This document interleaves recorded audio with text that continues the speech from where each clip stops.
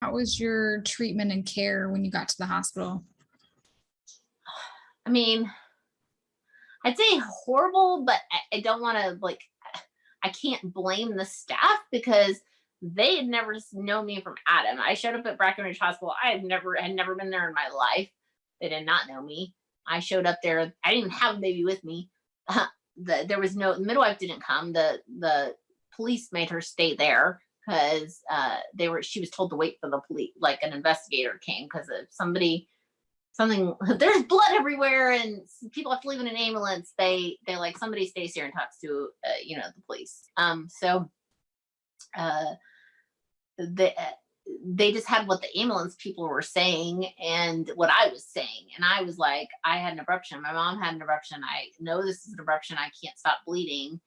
And I was I was bleeding so heavily. They gave me Pitocin, then they gave me Methergen because I wasn't stopping bleeding, and then I ended up having to do manual. I passed out. I was like, I'm dying. I thought I was dying. I lost consciousness and woke up to manual extractions of clots, which was in reflection much more painful than cervix was being pushed out. It's like the same kind of pain, but that woke me up from being unconscious to screaming. Even with morphine, they put morphine and I could still feel, I mean, it hurt so bad. They had to manually extract clots from the cervix so that it could close and I could stop bleeding.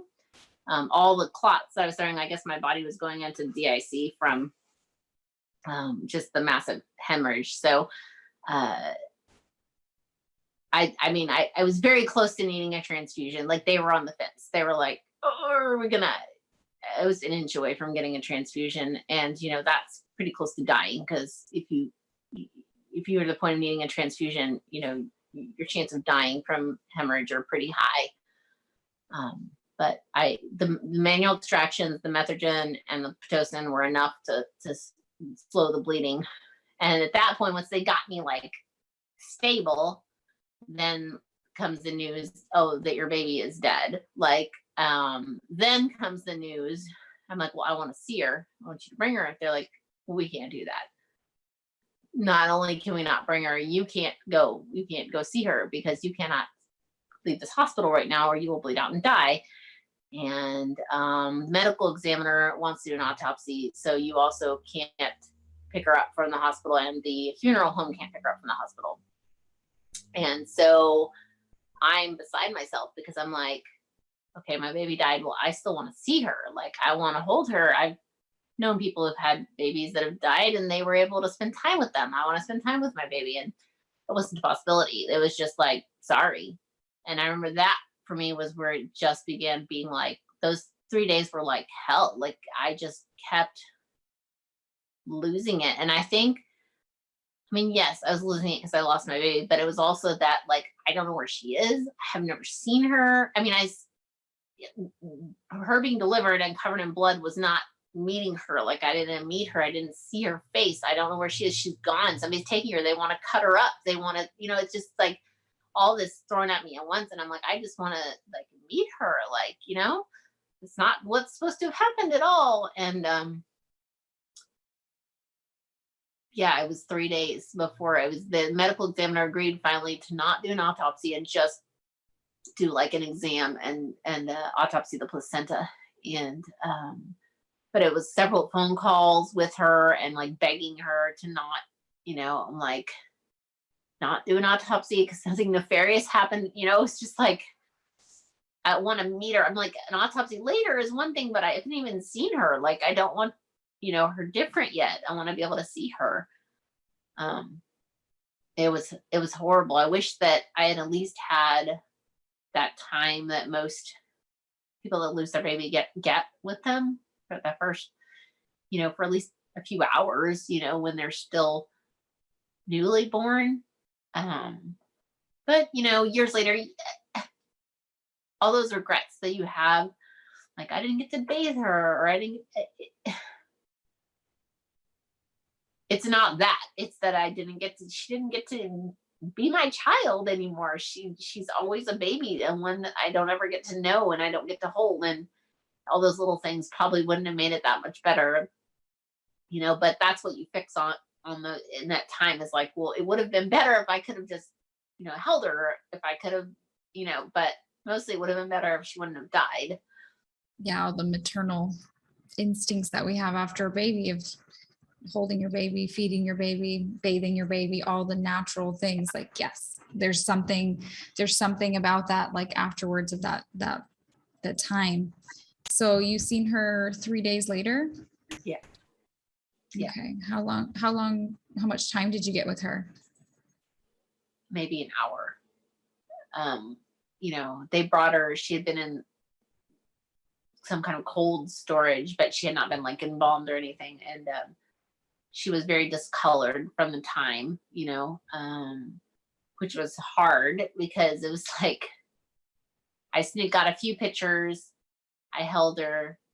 Also, it's weird. She just felt so large and heavy because like weight that is not like, even a sleeping baby who's completely out doesn't feel as heavy. Like she felt like she must be like 12 pounds and she was really only 8 pounds. And I still didn't even know how much she weighed. I didn't find out how much she weighed until like 5 days, like the day before we buried her. Like I didn't even know how much she weighed. I didn't know what color her eyes were because her eyes were closed. And it's just, she seemed like almost like a doll, like, cause she was, I had never seen anybody dead close up, and especially like 3 days after death. It was hard.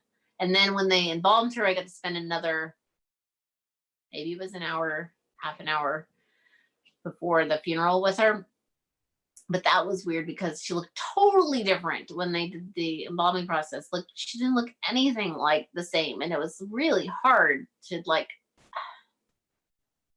she looked so different, and she didn't look like, she looked more like my baby when she was discolored still, and like than she did after the embalming. Like she looked like very much like a doll, and like it was just, and that's when my children met her. I didn't want to have them meet her when she looked like blue and black. I wanted them to see her looking as much like a normal baby as possible.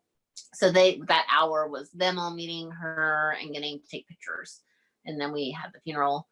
Everything felt very rushed. Now looking back, if I had to do it over, I would have waited to bury her till after Christmas. We ended up burying her 2 days before Christmas, and everything was rushed because they were trying to not do it on Christmas. Obviously they wanted to just take care of everything before Christmas. So that's why they were like, we should do a service here. I didn't know. I just do whatever they tell me to do, and like, I didn't know. We could have spent more time with her. We could have waited longer. We didn't have to do it right then, but we just,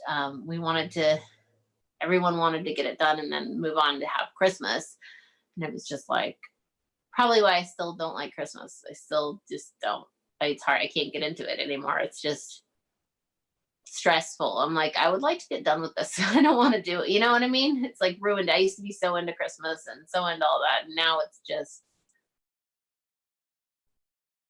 I don't know. It's nothing fun in it for me. So after all of this, what was going on with your family, and was the midwife around you guys or not? No, she didn't come to the funeral. She didn't come to the hospital. Did she? No. She brought me my birth records after the funeral. It's maybe a week after the birth. And up until that point, I had no reason to suspect she'd done anything wrong. In my head, it was just some horrible thing that happened that nobody could have prevented. It was a placental abruption. It was a crazy 1 in a million thing. And it was just, she brought me my birth records. And I remember reading through the records, and there were so many things in there that I knew were not true. And I was like, why would she say this? And when I got to the part where it said patient refuses to transfer, I was like, excuse me? Oh, you got me messed up here, lady, because that is not what happened. And I felt like this person was my friend. I'd known her for several years because she was my birth coach teacher and then my midwife for my last birth, and then midwife for this birth. I spent many hours with this lady. Like, and you spend with your midwife, it's like your friend, like you chat with them. I had made her Christmas presents for, like, and I was like, she's lying about me. She's trying to make this seem my fault. She's blaming this on me. And it's like, that to me is the first clue I got that there was something was very fishy about this, because somebody who has done something wrong turns around and immediately blames, like, I knew I had not done anything wrong. And I get now that home birth was a really bad idea, and that is my fault that I will. But as far as like what I did at the time, I was in labor. Like, I did the best I could in labor. I hired someone. I expected her to do her job, and she did not. But she turned around and blamed it on me, and I'm like, you can't. How can I be being blamed here for this? I didn't refuse to transfer. I wanted to transfer. And